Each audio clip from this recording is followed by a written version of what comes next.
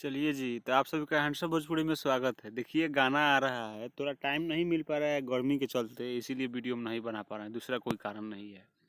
Khesari music world से गाना आने वाला है सैड सॉन्ग, ना जियब तहरा बिना।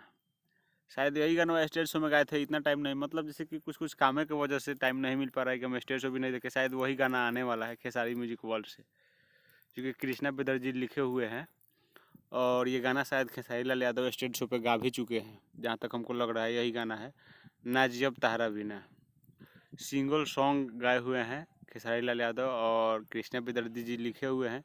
खेसारी म्यूजिक वर्ल्ड से आप सबके बीच में ये गाना आप सबके बीच में आ जाएगा। और क्या बताएं, अब म्यूजिक डायरेक्टर के बारे में बात करें तो आप लोग जानते ही हैं म्यूजिक डायरेक्टर कौन है। आर्या शर्मा जी का म्यूजिक है और ग्लोबल म्यूजिक के बैनर तले समझ सकते हैं।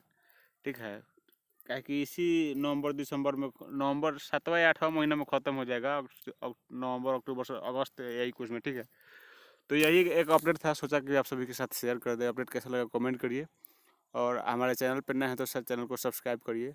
पोस्टर जहाँ तक लग रहा है कि रोमांटिक गाना है, लेकिन इस पर लिखा हुआ है सैड सॉन्ग। ठीक है, तो देखते हैं गाना कैसा होता है क्या होता है। मिलते हैं नए वीडियो में, तब तक के लिए बाय।